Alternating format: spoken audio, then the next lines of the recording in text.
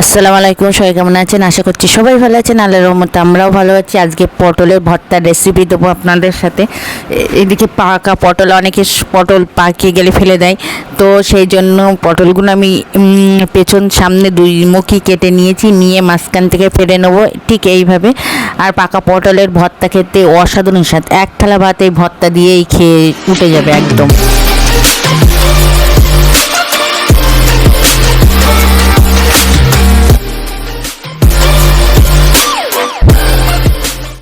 এদিকে পাকা পটলে দুই ভাগ করে নিয়ে আমি চামচ দিয়ে একদম মাছের সব শাঁস একদম খোলাটা বাদ দিয়ে সব কিছু বের করলাম। আর এই ভর্তার রেসিপিটা আমি ছোটোবেলায় খেয়েছি আমার মামার বাড়ি গিয়ে। আমার মামার বাড়ি পুরো সব কিছু সবজি চাষ হয় সেখানে। তো আমার মামিমা এই রেসিপিটা করেছিল, ঠিক আমার এত গালে লেগে গিয়েছিলো তা কি বলবো। এই রেসিপিটা ধরেই আমি মনে করেই আমি এই রেসিপিটা করলাম। এদিকে আমি পটলের বীজ কি সব বের করে নিয়েছি, পেঁয়াজ কুচিয়ে নিয়েছি, পেঁয়াজের পরিমাণ একটু বেশি দিতে হবে, লবণ, হলুদ, গরম মশলার গুঁড়ো, আদা রসুন পেস্ট আর সর্ষের তেল, চিকেন মশলা, মিট মশলা একটু অ্যাড করলে হয়। তো এদিকে উনুনে আমি কড়া চাপিয়ে দিয়েছি, কড়াইতে আমি সর্ষের তেল দিয়ে দিয়েছি। তেলের পরিমাণ কিন্তু বেশি দিতে হবে, পেঁয়াজও বেশি দিতে হবে। ভর্তায় পেঁয়াজ রসুন এগুলো একটু আপনারা চাইলে গোটা রসুনও দিতে পারেন। তো পেঁয়াজটা ব্রাউন কালার হয়ে গেলে তারপরে, আর এই ভর্তাটা সত্যিই খেতে অসাধারণ স্বাদ। আমার ছোটোবেলায় ভর্তাটা করি আর আমার ছোটোবেলার স্মৃতিগুলো মনে আসে একদম।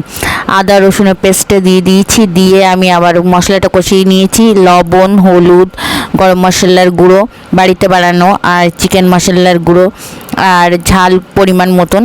আপনারা চাইলে কাঁচা ঝাল অ্যাড করতে পারেন। তো আমার সোনা পাখি খাবে, বাবু খাবে বলে আমি কাঁচা ঝালটা দিই না, অল্প কালারের জন্য যে গুঁড়ো ঝাল দিয়েছি। আর যে বেগুন এই পটলের এগুলো তুলে রেখেছিলাম না শাঁসগুলো, সেগুলো সব দিয়ে দিয়েছি। ঠিক যার মনে যত রাগ আছে এই ভর্তার উপরে ছাড়তে হবে একদম। আর লাস্টে একদম কড়াই যখন ছেড়ে সামান্য অল্প পরিমাণ চিনি দিয়ে দিবেন, একদম অল্প।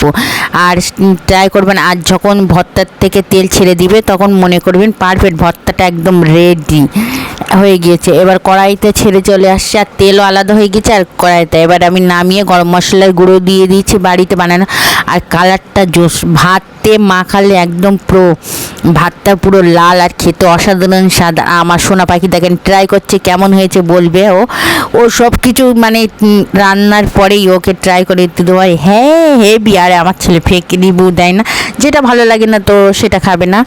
তো আমি খেতে বসে গেছি, খেতে খেতেই চলে যাচ্ছি। তো ভিডিওটা যে এই পর্যন্তই, সবাই ভালো থাকবেন, সুস্থ থাকবেন, আজ ব্লগের সাথে থাকবেন, আমাদের জন্য দোয়া করবেন। আর এইভাবে মজার মজার রেসিপি পেতে আমার চ্যানেলটা সবাই সাবস্ক্রাইব করবেন, পাশে থাকবেন। খোদা হাফেজ, বাই বাই। আর এইভাবে ভর্তা করে খাবেন আর আমাকে কমেন্টে বলবেন কেমন হয়েছে। খোদা হাফেজ, বাই বাই।